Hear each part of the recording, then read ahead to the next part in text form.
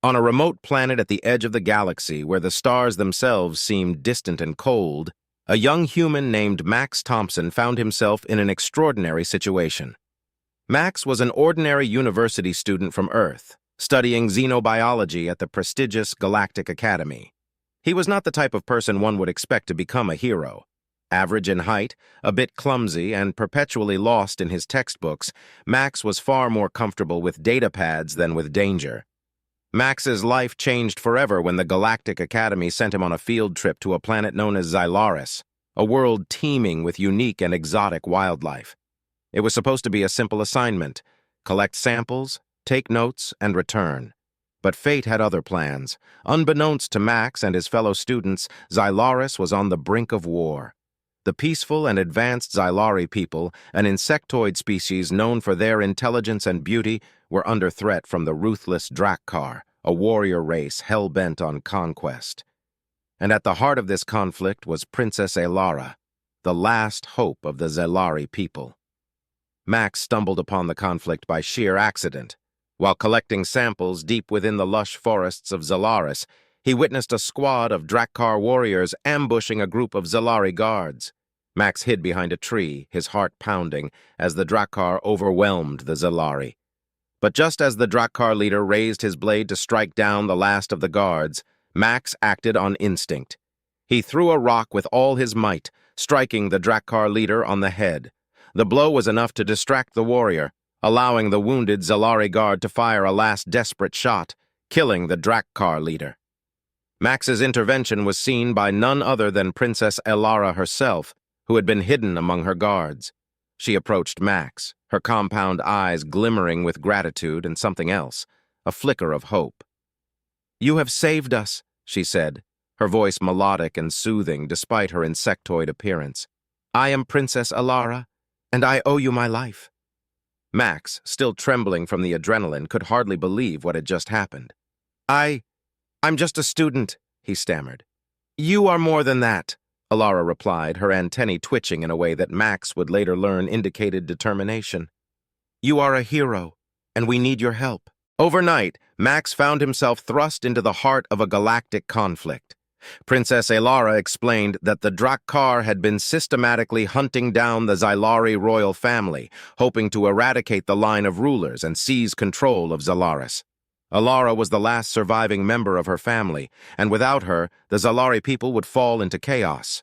Max was reluctant to get involved. He was, after all, just a student. But the look in Alara's eyes, a mixture of desperation and admiration, stirred something within him. He couldn't stand by and watch an entire species be annihilated, not when he had the chance to make a difference. The plan was simple, yet perilous. The Drakkar had established a base deep within the mountains of Xylaris, where they were holding the remaining Xylari captives, including Alara's closest advisors. Max's role would be to infiltrate the base using his knowledge of alien biology to navigate the treacherous environment, while Alara and a small team of surviving guards would mount a surprise attack. Max spent the night studying the Drakkar physiology and their patterns of behavior, using every resource available to him. He knew this would be his one and only chance to make a difference. He wasn't a soldier, but his mind was sharp, and he intended to use it. The next day, they set out under the cover of darkness. The journey was fraught with danger, but Max's preparations paid off.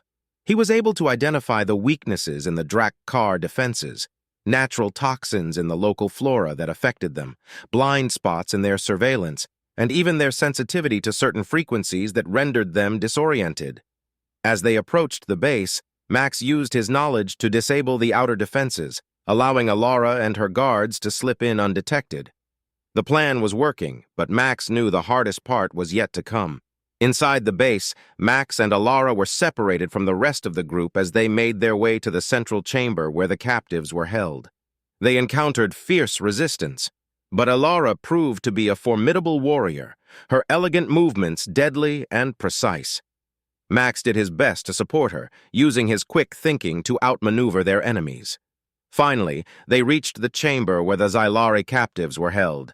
The sight of them, weak, injured but still alive, filled Alara with renewed determination. As she freed her people, Max held off the remaining Drak car with improvised traps and distractions. Just as they were about to escape, the Drak car commander, a massive, fearsome creature, appeared, blocking their path. Max knew they couldn't defeat him in a direct fight, but he noticed something. The commander's armor had a small crack, a weakness. Max acted without thinking. He threw himself at the commander, using his knowledge of alien anatomy to strike the weak spot with all his strength. The commander roared in pain, dropping his weapon, and Alara seized the opportunity to deliver the final blow. With the commander defeated, the remaining Drakkar forces crumbled, the Xylari captives were free, and the day was won. The battle had ended, but the scars it left on Xalaris were deep and widespread. The once thriving capital city lay in ruins, with entire districts reduced to rubble. The once vibrant forests were scorched and lifeless in places, and the Xalari people, known for their ethereal beauty and harmony with nature, were now displaced, grieving, and uncertain of their future. Max found himself thrust into a new role, not just as the hero who had saved the day, but as an integral part of the rebuilding process. The Xalari looked to him for guidance and support, a responsibility he hadn't anticipated, but was determined to fulfill.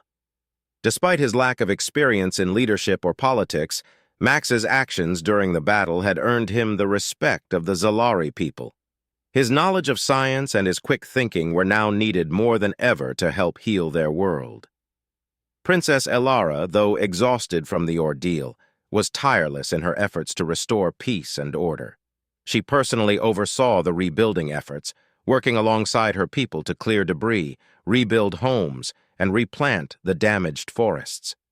Max accompanied her, offering his help wherever it was needed, whether it was advising on rebuilding strategies or simply lifting heavy stones alongside the Xalari workers.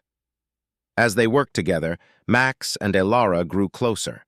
What had begun as a partnership of necessity blossomed into a deep friendship and, eventually, into something more.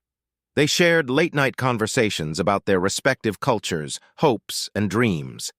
Elara was fascinated by Earth's history and the resilience of humanity, while Max was captivated by the Xalari's connection to their environment and their philosophy of balance and harmony. One evening, as they sat together in a makeshift camp overlooking the city, Elara turned to Max with a contemplative expression. "You've done so much for my people," she said, her voice soft but filled with emotion. "More than anyone could have asked for. Yet I feel there is still more you could do." Max looked at her, puzzled. "What do you mean?" Elara hesitated for a moment, as if choosing her words carefully. "Our people are in desperate need of hope, Max. They need to see that even in the darkest of times, there is a future. You've given us a chance to rebuild, but we need something more, a symbol of unity and resilience, something to inspire us all." Max nodded, understanding the weight of her words. "I want to help, Elara, but what more can I do?" Elara took a deep breath, her eyes locking with his. "There is a tradition among the Xalari, a bond that is formed in times of great need. It is a union that transcends species and brings two souls together, not just in purpose, but in life. Max, I wish to form that bond with you." Max's heart skipped a beat as he processed what she was saying. The bond Elara spoke of was not just a partnership, it was a union that went far beyond mere friendship or alliance. It was a melding of lives, a deep spiritual connection that would bind them together in ways he could scarcely imagine. "Elara, Max struggled to find the right words. He had never imagined his journey would lead him to this moment, yet here he was, faced with a decision that would change his life forever. "Are you sure? I mean, we're from different worlds, literally." Elara smiled, a gesture that conveyed both her confidence and her affection for him. "I've never been more certain of anything, Max. You've shown me that our differences are not barriers, but bridges. Together we can lead our people to a future they never thought possible." Max felt a warmth in his chest, a sense of belonging and purpose that he had never experienced before. He reached out, taking Elara's hand in his. "Then let's do it. Let's create that future together." Elara's eyes shimmered with a mixture of joy and relief. "Thank you, Max. You have no idea what this means to me, to us." The bond was formed that night under the stars of Xylaris. It was a quiet ceremony, attended only by a few close advisors and elders of the Xylari people. As Max and Alara exchanged vows, they felt a profound connection take root between them, one that transcended the physical and linked their very souls. The Xylari had a new hope, and Max had found a new purpose, a life with Alara, one that would be filled with challenges, but also with endless possibilities. The years that followed were transformative for both Xylaris and Max Thompson. The bond between Max and Alara had become a beacon of hope, not just for the Xylari, but for the entire galaxy. Word of their union spread far and wide, inspiring other worlds and species to seek peace and cooperation rather than conflict. Their story was one of unity, resilience, and love, a tale that transcended the boundaries of species and culture. Under Alara's wise leadership, supported by Max's unique perspective and knowledge, Xylaris flourished once more. The city was rebuilt, more beautiful and resilient than ever. The forests regrew, nurtured by the combined efforts of the Xylari and Max's innovative approaches to environmental restoration. The Xylari people, once on the brink of extinction, now thrived in a world that had been reborn from the ashes of war. Max, though still an outsider in many ways, was embraced by the Xylari as one of their own. He had taken on new responsibilities, advising Alara on matters of science, diplomacy, and even governance. His contributions were invaluable, and his humility only endeared him further to the Xylari. He was no longer just a hero, he was a leader, a partner, and soon a father. Alara's pregnancy was announced with great joy and celebration. The entire planet of Xylaris rejoiced at the news, seeing it as the ultimate symbol of hope and renewal. The offspring of Max and Alara would be the first of their kind, a unique blend of human and Xylari, embodying the union of two species that had once seemed so different. As the months passed, Max found himself both excited and nervous about the impending arrival of their children. He spent countless hours studying Xylari biology, consulting with the planet's top scientists and medics to ensure that both Alara and the babies would be safe and healthy. Despite his fears, Alara remained calm and confident, reassuring Max with her serene demeanor and unwavering belief in their future. The day finally came when Alara went into labor. It was a tense and emotional time, but Max never left her side, holding her hand and offering words of encouragement. The birth was unlike anything Max had ever witnessed, a beautiful and awe-inspiring event that combined both human and Xylari elements. When it was over, Alara cradled their newborns, two beautiful, healthy children with features that reflected the best of both their parents. The twins, a boy and a girl, were a marvel of genetic diversity. They had inherited Alara's graceful insectoid features, with iridescent wings and delicate antennae, but also possessed human traits, like Max's warm brown eyes and expressive facial features. The children were the perfect embodiment of the unity between their two species, and they were immediately adored by all who saw them. As Max held his newborn son in his arms, he felt a surge of emotion that he could scarcely describe.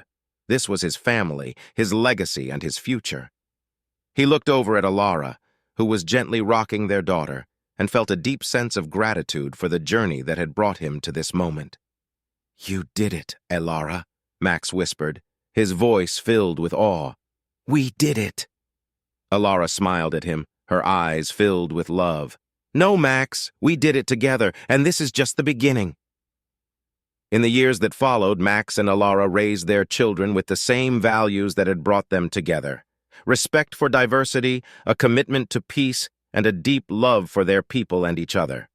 Their children grew up to be strong, intelligent, and compassionate leaders, guiding Xylaris into a new era of prosperity and cooperation with the rest of the galaxy. Max and Alara's story became a legend, passed down through generations as a reminder of what could be achieved when people from different worlds came together in love and unity. Their bond had changed the course of history, and their legacy lived on in their children, their people, and the countless lives they had touched.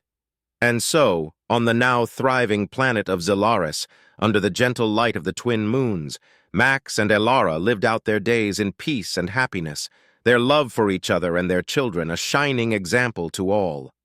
They had created a new beginning, not just for themselves, but for their entire world, a beginning filled with hope, promise, and endless possibilities.